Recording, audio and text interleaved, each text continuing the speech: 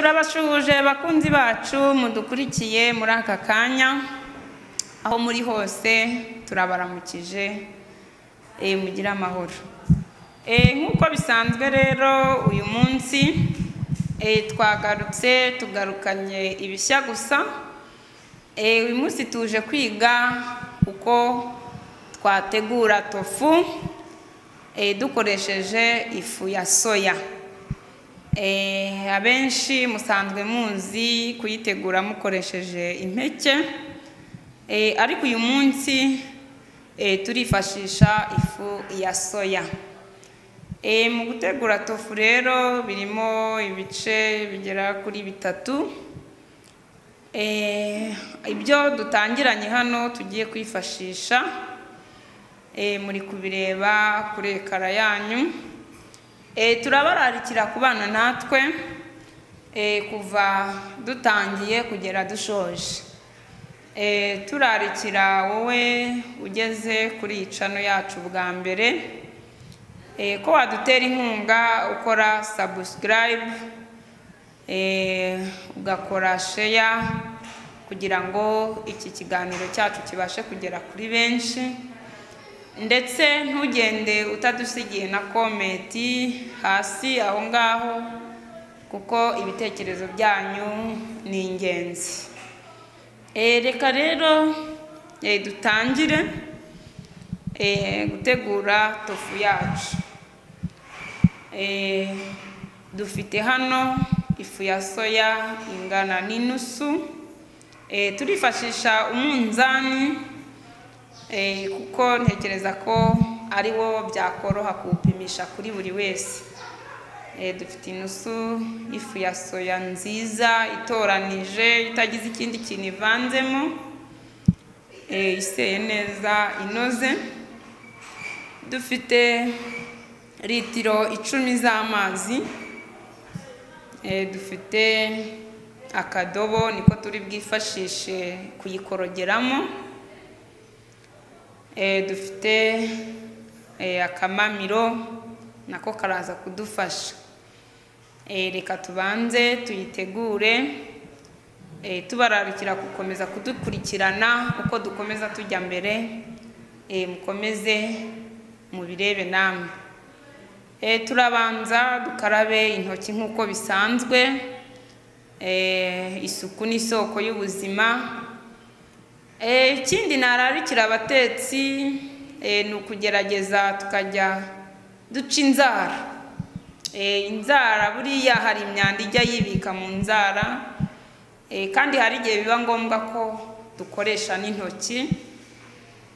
Niyo mpamvu iyo inzara twaziciye gukaraba biratworohera cyane. Turakaraba neza amazi meza n'isabune.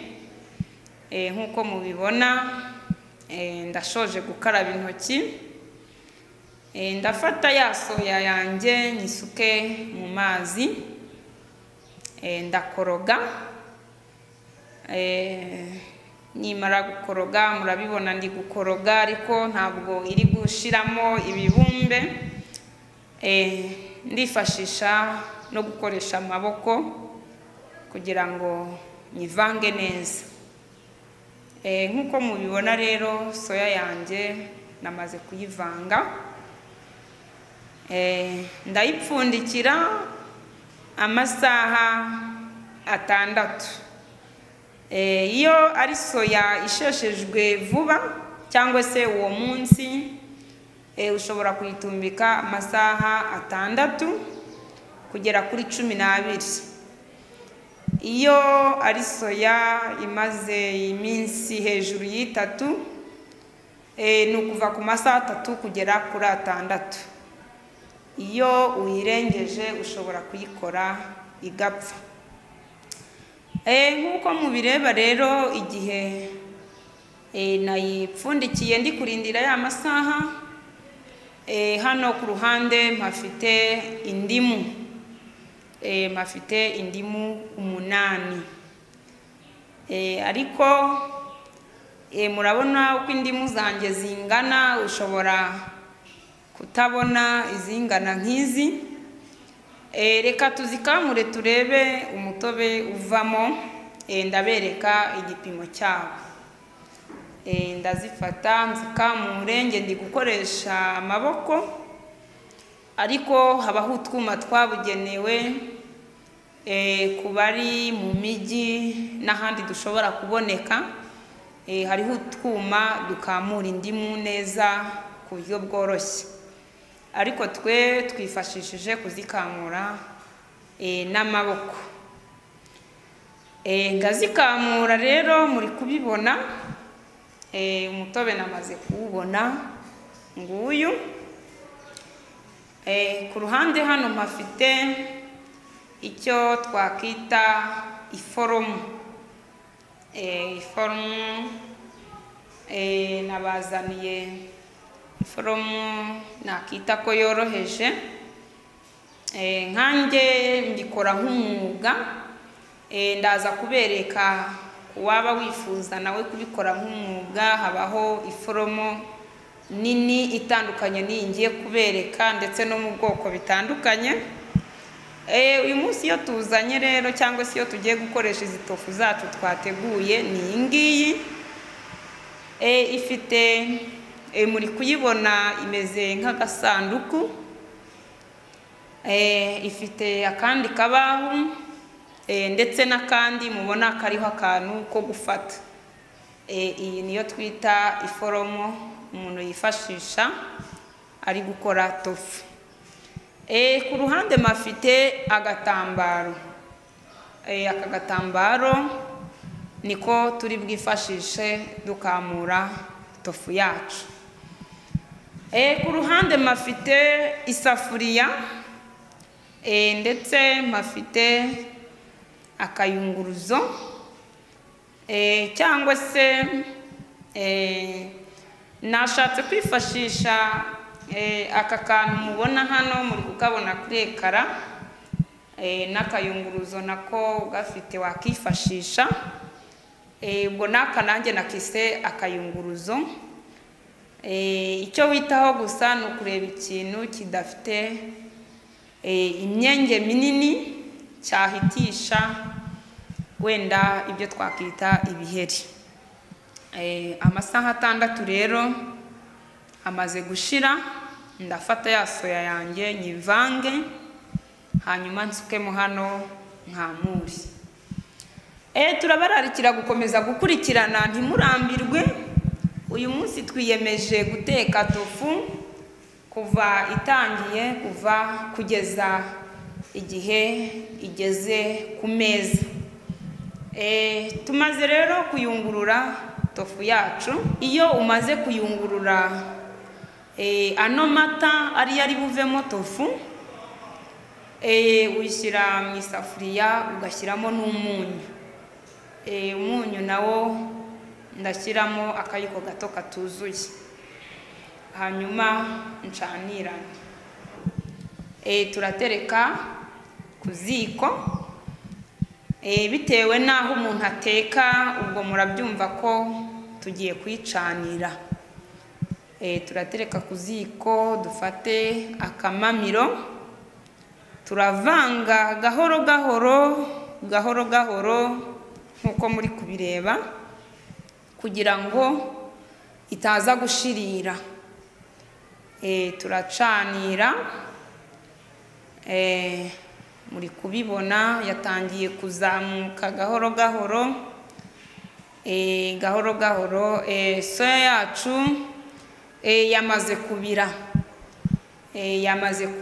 Turafata wa mutobe w'indimu, turagenda dusukamo gahoro tunyanyagizamo gahoro wa mutobe tumariremo. Murabibona ko ya soya yacu yatangiye gucika. Yamaze kumera nk'amata yapfuye. Murabibona. Nukuyiba hafi kugira ngo itabirira mu ziko. Murabibona ko soya yamaze gushya. Igikurikiyeho rero tugiye gufata ya foromo yacu nahoze ndi kubereka. Turifashisha ino meza. turaterekaho aka kabahu, duterekeho ka kandi nahoze mbereka kameze nk'agasanduku, niturangiza turamburemo agatambaro, hanyuma turafata ya soya yacu tuyisukemo hano. Tugeze hafi aho birimo bigenda neza, ndabararukira gukomeza kubana natwe. Ubu aho tugeze rero ka gatambaro turakarunda neza, niturangiza turafata kano gati dutsindagire, amazi aragenda avamo aca ku ruhande. Mu gukoresha kano kantu ku ruhande usigaho akanya, nko kubafundura mubwira uti ku ruhande usigeho nka santimetero imwe, iyo santimetero niyo guhitisha amazi. Muri kubibona, ndi gukanda amazi akagenda, muri kubona ku ruhande ari kugenda acaho. Urakanda ukumva ko tofu yawe amazi yashizemo neza, kageza aho ubona amazi atari kubasha gutambuka. Murabibona rero tofu yacu namaze kuyikamura neza. Ndakuramo kagandi ko gukamuza, hanyuma ndateruraho neza kano gasanduka, hanyuma tofu muri kuyibona irasigaye. Ndarindira gato nk'iminota nk'icumi, ngiye gutunganya ibirungo, iraba iri guhora, kugira ngo impamvu yo guhora ni ukugira ngo itaza kuvunguka. Ngiye gutunganya ibirungo rero, mukomeze kubana natwe. Ibirungo rero tugiye kwifashisha, dufite hano beterave, dufite tungurusumu, dufite seleri, dufite karoti, dufite puwaro, dufite puwavuro, dufite romare, dufite umunyu, ndetse dufite na magi. Ibyo nibyo birungo tugiye kwifashisha, ndetse turongeramo inyanya ndetse na salisa. Hano tuhafite beterave imwe, ndetse tukagira na karoti eshatu. Tugiye gutunganya ibi birungo, nabyo turabironga neza nkuko twabibonye ko isuku ari isoko y'ubuzima. Ibitunguru tubitonore, tubikate, tubishyire ku ruhande. Beterave turayirapa twifashishije utwenge dutoya kuri rape, muri kuyibona rape ndi gukoresha. Karoti nazo turazirapa tuzishyire ku ruhande, n'igitunguru turakirapa. Inyanya nazo muri kuzireba, ndifashisha inyanya enye, nazo turazirapa, tuzishyire ku ruhande. Puwaro nazo turakata duto duto, muri kubireba, kata duto, ndetse na seleri turakata duto duto. Hanyuma ibirungo byacu nkuko mubireba tumaze kubitunganya. Igikurikiyeho rero turagaruka ku ruhande kureba ya tofu yacu. Ya tofu yacu murabibona yahoze irakomeye. Abajya bavuga ngo iravunguka, murabona ko itavunguka, irakomeye rwose. Tugiye kuyikata. Mu kuyikata turahera kuri uru ruhande, turayikata neza. Muri kubibona uko ndi kuyikata. Tofu iyo ukase nini ntabwo ishya, ukata iringaniye bitewe n'iyo ukunda, ariko ubwo kubaba bayikoresheje bwa mbere nabararikira gukata ntoya, niyo ushobora gushyira mu mavuta igashya neza. Tofu yacu murabona ko twamaze kuyikata. ku ruhande hano dufite amavuta turayashyira kuri gaze abanza ashye. Murabibona si byiza ko amavuta watetsemo ku babizi ifiriti cyangwa se n'izi tofu ubusabwa gukoresha make kugira ngo ashire vuba, kuko kuyatekamo ukongera ukatekamo izindi nshuro nabyo bijya byangiriza umubiri wacu. Mwabibonye rero twatangiye gushyiramo za tofu zacu. Dufite hano umudaho wo kuzarura, dufite n'agafurusheti umuntu agenda ahindura uko ureba tofu igenda ihinduka, ukayirinda gushirira, ugenda uhindura paka igize ibara risa na shokora. Murabibona rero birimo biraza. Nk'uko mubireba tofu yacu yamaze guhindura ibara, tugiye kuyarura. Uko tubigenje murabibona uko isa, muri kureba hano kuri ekara. N'iyindi niko tuyigenza kugeza ishoje. Reka rero dushyiremo dutegereze. Muri kubibona rero tofu yacu yamaze gushya, twamaze kuyikawusha. Twashoje.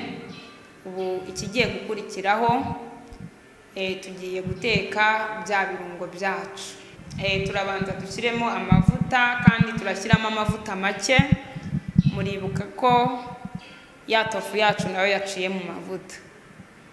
Muri kuyabona yo nashyizemo, ubwo bitewe n'iyo umuntu yaba yateguye yakongera cyangwa akagabanya.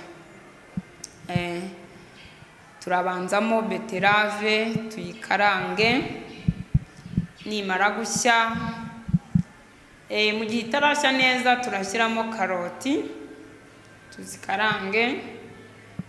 Nizitangira kumera nk'izenda gushya dushyiremo beterave, ibitunguru, bya birungo byacu byose twateguye usibye inyanya turabishyiramo, tubivange bishye. Muri kubireba biri kugenda bisa neza. Ibirungo byacu bimaze gushya rero tugiye kongeramo na za nyanya, naho tubivange, kandi twibuka gupfundikira. Ni byiza ko duteka dupfundikira kuko bituma intungamubiri zigumamo. Umuntu umwe we yaravuze ngo iyo dutetse twebwe abatetsi, wa muhumuro uzenguruka muri quartier uri kwigendera, uri kuvuga ngo bye bye vitamine. Ba mutima w'urugo rero ndabararukira kujya dukunda gupfundikira. Mwabibonye rero ibirungo bimaze gushya, tugiye gukurikizaho salisa. Turashyiramo salisa, tuvange, hanyuma turashyiramo amazi make, tuvange na ya salisa dupfundikire nayo ibanze ishye. Isosi yacu yamaze gushya. Turafata za tofu zacu zari ziri ku ruhande twakawushize, nazo tuzishyiremo, hanyuma dupfundikire zishye nazo zitogotane n'isosi. Reka rero turindire gato turebe uyu munsi ifunguro twateguye. Mukomeze kubana natwe, turenda kugera ku musozo, ntimurambirwe. Nk'uko mubireba byamaze gutogota, turacishamo akamamiro gake gake kugira ngo tutazivungura. Murabibona zimeze neza. Reka dupfundikire zitogote cyane. Tofu yacu rero yamaze gushya. Ni karibu ku meza, muze dusangire. Nk'uko bisanzwe njya nkunda kubabaza, mbese iri funguro twateguye uyu munsi murabona rikwiranye n'iki. Mutwandikire aho hepfo muri komenti bakunzi bacu, mutubwire icyo twarisha iyi tofu. Murakoze. Ciao ciao. Muri kubibona rero kameramani wacu yariye tofu. Ni original. Ni inyama walahi.